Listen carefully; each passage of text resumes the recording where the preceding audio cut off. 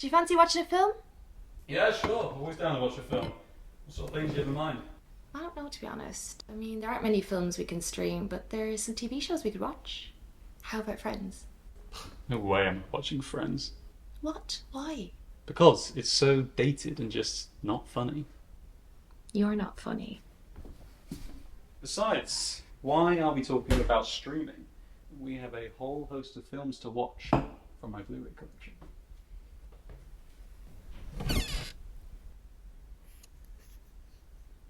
You total nerd. Alright then, go on. What have you got? What about Razorhead? Razorhead. In what world is that fun? You said you had fun with it last time you watched it. I absolutely did not. I was quite explicit with you about how weird and creepy it was and how I never wanted to see it again. Oh. Well, I thought you had fun with it. Okay, sure. What about Under the Skin? No. Clean shaven? Oh my god, no! Sleep has her house. Fine. What? Okay, how about horror film? Horror films are fun. I could be persuaded. The House That Jack Built. Oh, for crying out loud. I'm not going to sit there for 3 hours watching some serial killer jerking himself off over architecture and cutting off some woman's tits. A bit of an oversimplification. Okay. So, clearly none of my film picks are working for you, so how about you just choose? Amazing. I get to rummage through the box of DVDs instead then. The Blu-rays. Wow. These are some of the most arty, pretentious films I've ever seen. Where are the classics like Star Wars or Jurassic Park? Why on earth would I ever watch those? Because they're fun. Oh, come on. It's just the same thing done over and over again. It's all Hollywood crap. It's all been rebooted and remade into the same dull, uninteresting schlock that came before. Well, aren't you just a box of puppies? Your weird arty films would not have existed, without the likes of Titanic or Back to the Future. I'm pretty sure that Andrei Tarkovsky and Ingmar Bergman laid more foundations for cinema than Robert Zemeckis or James Cameron ever did. James Cameron didn't lay any foundations. Are you serious? What about films like Aliens or Terminator 2? They redefined action blockbusters. They are some of the best films ever made. Best films ever? What are you saying? I mean, they might be some of the most popular films ever made, but even then, when does popularity ever define a film's worth? I don't care what everyone else is watching. I just care about what affects me personally. I just think it's quite telling that most people universally have seen and enjoyed Avengers Endgame. Whereas last time I checked, you were the only one that was going on about, what's it called? A ghost story? Don't you dare pull that Marvel shit on me. I mean, why do we put so much investment in fucking Marvel movies? I mean, in what universe can you ever compare such a thing to a ghost story? Avengers and all these other blockbusters are nothing more than just money laundering trash piles of inconsequential, unoriginal tripe. They provide the lowest level of commercial entertainment for an audience and leave them feeling nothing more than just, oh boy, can't wait for the next 50 films to come out with their own Lego set. At least a ghost story offers genuine questions about our existence on this planet, on how we grieve, and more importantly, how we choose to spend our brief time. There will always be another Avengers, whereas you only ever get one A Ghost Story. I cried at the end of Avengers Endgame. I argued that you'd get a lot from watching it. And I bet Mickey Mouse got a whole lot more walking around with billions of dollars in his back pocket. Why does every film have to be such an important life lesson for you? Like, why can't you just sit down and enjoy it for the entertainment or for escapism? Not everyone needs to be reminded about the futility of their existence or all the loved ones that they've lost in life. Sometimes you just want to sit down and get lost in a film and forget about what a bloody miserable world it is outside. Isn't that what it's all about? Stories? Sharing with people? You get all high and mighty about cinema being some art form. Do you want to know my take on it? Film is one of the most universal forms of storytelling. It doesn't matter what you look like, where you're from, who you are. Do you know, everyone can connect to a story. So what if it's by the numbers? It doesn't have to be some deep spiritual journey, like it doesn't connect to everyone. So yeah, you might have your unoriginal Marvel movies, or your blockbusters, or your raunchy comedies, but there's a reason why they've got such a large audience. It's because they're universally accepted. They bring people together. What is so wrong with that? You just need to get off this whole like cinema as an art form bullshit and relax. It doesn't need to be that deep. I'm sorry. I just don't need the lecture. Sometimes I just want to sit down and get lost in a silly story with you. Yeah, it's okay. I get it. I'm sorry I get, passionate. It's one way of putting it. This would be the part of the story where we get over the emotional crisis and reconnect, returning to our previous position, having changed for the better.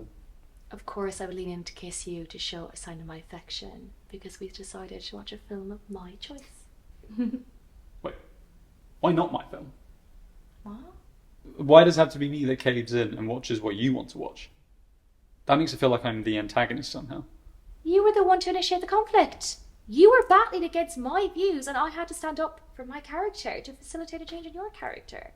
Otherwise, there'd be no catalyst, and we'd just be going round and round in circles with no resolution to the story. So that's just it. We kiss and make up, and that's the resolution? Doesn't that feel cheap to you? I don't know.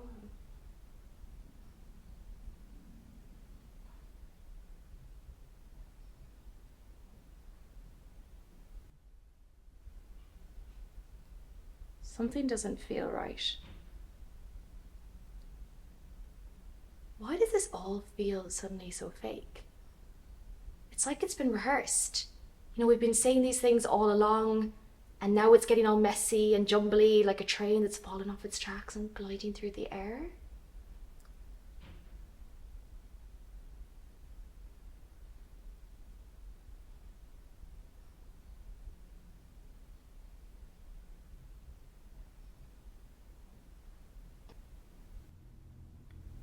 I don't think the conflict ever truly ended.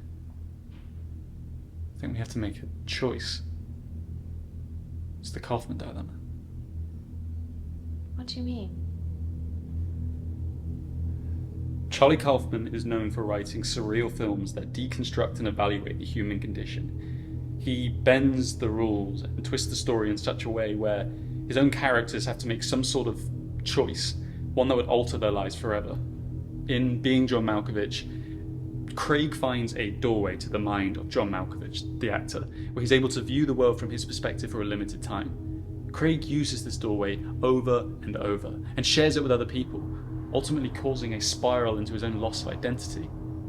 In I'm Thinking of Ending Things, Jessie Buckley's character is given consistent warnings about the reality of her existence, and when she's given the choice to just stay in her car and wait for her boyfriend, or to chase after him into an abandoned school, she opts for the latter and discovers she's not even in control of her own story. What are you saying, that we're characters in a Charlie Kaufman film? What? No, absolutely not. But what I am saying is we're put into a scenario where our very existence is at question. We're being forced to decide whether we go down the disorienting, frightening rabbit hole or just ignore it.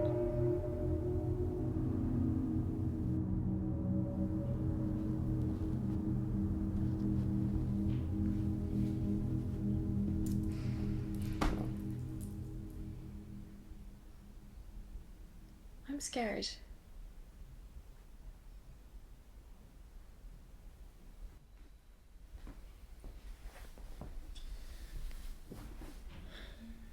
Yeah, I'm scared too.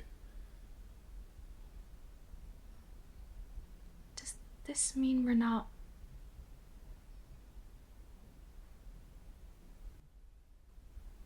I don't know your name. Oh my god, I don't know my name. What's my name? I don't know.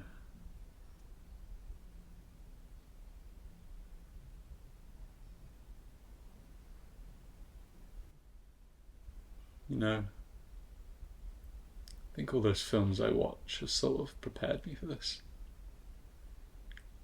Get used to exploring all these complex emotions and examining the storm of life that you are faced with the inevitably tragic reality. You can take it in your stride.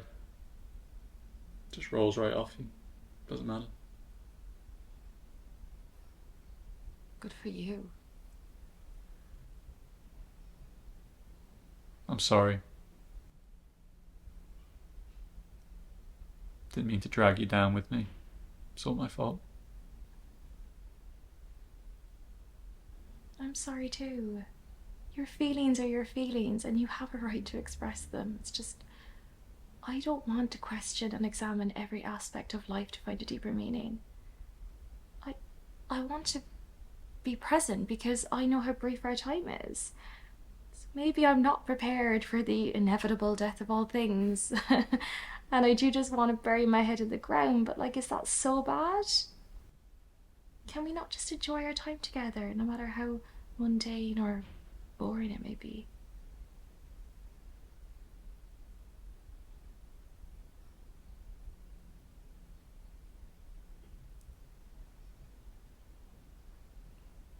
So what's it going to be, Charlie Kaufman? You want to see how far down the rabbit hole goes? Maybe another time.